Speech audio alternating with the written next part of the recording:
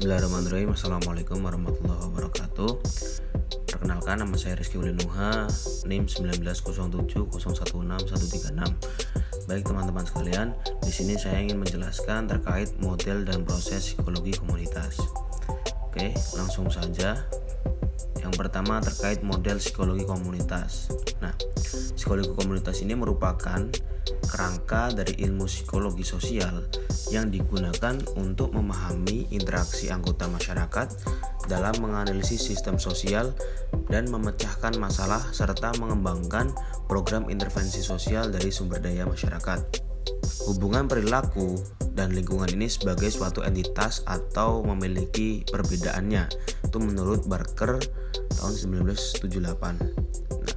Di sini Barker juga menyatakan bahwasanya setting terhadap perilaku itu beda dengan setting terhadap lingkungan. Setting terhadap perilaku ini merupakan konteks yang meliputi pola tingkah laku dan waktu di dalamnya, sedangkan setting terhadap lingkungan itu merupakan setting sosial yang memiliki bagian. Ada 5 bagian, yaitu usaha, pendidikan, agama, perkumpulan sukarela yang dapat mempengaruhi pola tingkah laku warga di dalamnya. Selanjutnya, dalam psikologi komunitas itu juga memandang bahwa individu bukanlah hal yang berdiri sendiri dalam kehidupan, akan tetapi manusia terkategorikan sebagai makhluk sosial, sehingga antara individu dan sosial itu dapat dikolaborasikan dengan komunitas. Hal ini sudah menjadi satu kesatuan dan tidak dapat dipisahkan dalam kehidupan manusia sebagai makhluk psikologis. Psikologi komunitas ini hadir guna untuk menyejahterakan kehidupan individu, hubungan relasional individu dan sosial politik, serta berusaha meminimalisasi adanya penindasan dan penderitaan yang berkaitan dengan suatu kelompok.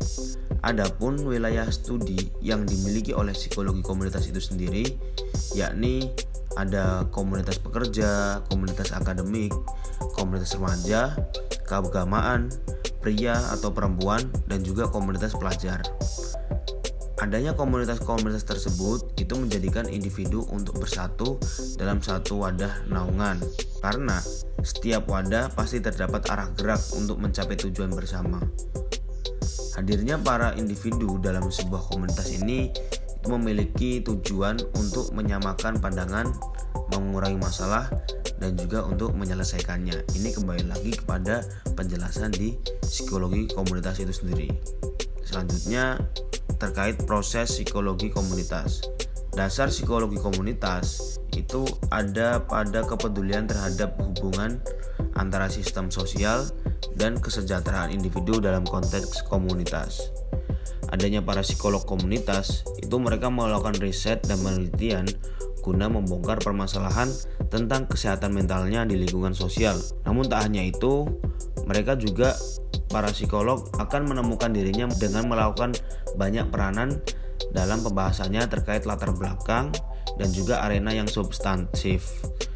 Adanya perubahan sosial dalam psikologi komunitas itu sangat memiliki hubungan dengan erat, karena culture yang diterapkan dengan rasa peduli pada isu peraturan sosial dan kontrol dengan meningkatkan karakteristik positif dan kemampuan untuk mengatasi grup sosial minoritas. Sehingga dalam prosesnya, tujuan adanya ilmu psikologi komunitas ini itu memiliki arah yang terbentuk pada aktivitas membantu atau meningkatkan kemampuan individu yang tidak memiliki kekuatan terhadap komunitas sosialnya. Artinya, psikologi komunitas ini hadir guna mengembangkan sumber daya untuk kalangan minoritas dan juga membantu individu untuk mengambil kendali atas kehidupan dan lingkungan hidupnya, yang akhirnya akan membantu individu untuk mengembangkan rasa psikologis terhadap komunitas.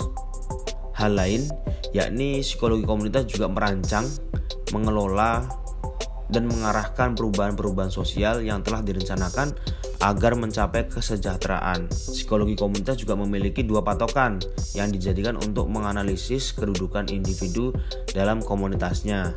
Yang pertama ada sebagai agen atau peran orang di dalamnya, dan yang kedua sebagai objek atau pelaku dalam komunitas tersebut. Nah, dengan adanya komunitas itu bisa menjadi tempat munculnya tingkah laku individu dan tempat berinteraksi yang bisa memberikan dukungan atau hambatan. Dan juga apabila individu itu berperan sebagai pelaku atau objek di dalam komunitas tersebut dari kehidupan komunitasnya, itu akan mengingat komunitas ini bersifat sebagai tempat terjadinya perubahan-perubahan pada kualitas diri individu. Selanjutnya, untuk melihat suatu perubahan sosial dan pendekatan dalam komunitas, maka metode intervensi ini perlu diterapkan. Nah, antara lain adalah pertama, melalui jalan konsultasi dengan mengajak orang-orang yang berpengaruh dan berperan besar dalam masyarakat untuk membantu dalam pembahasan mengenai masalah di masyarakat. Maksud ini itu guna untuk menjangkau masyarakat lebih banyak dan lebih luas lagi. Kemudian melakukan intervensi pada krisis dengan memberikan bantuan dukungan kepada orang-orang yang sedang mengalami krisis. Maksud dari ini juga untuk memperlihatkan rasa kemanusiaan antar sesama agar dalam sebuah komunitas ini dapat terjalin kekeluargaan yang harmonis. Di lain itu, adapun pendekatan dasar yang dilakukan dalam psikologi komunitas agar menuju ke arah perubahan sistem sosial, yakni memperkenalkan pertumbuhan dan perkembangan individu untuk mencegah timbulnya masalah pada kesehatan mental dan sosial, serta membuat format untuk melakukan intervensi yang sesuai dan bisa digunakan dengan cepat di saat intervensi tersebut sedang sangat diperlukan. Pendekatan komunitas pada intinya, pendekatan dalam psikologi komunitas pada intinya tidak menempatkan atau menekankan pada gangguan yang terjadi terhadap individu dan tidak menyalahkan lingkungan sepenuhnya, tetapi menekankan fokus kepada interaksi orang-orang dengan lingkungannya. Maksud dari itu yaitu untuk mengurangi masalah pada individu dan memberdayakan individu serta kelompoknya agar dapat lebih menyesuaikan diri dengan situasi. Oke, terima kasih. Kurang lebihnya mohon maaf.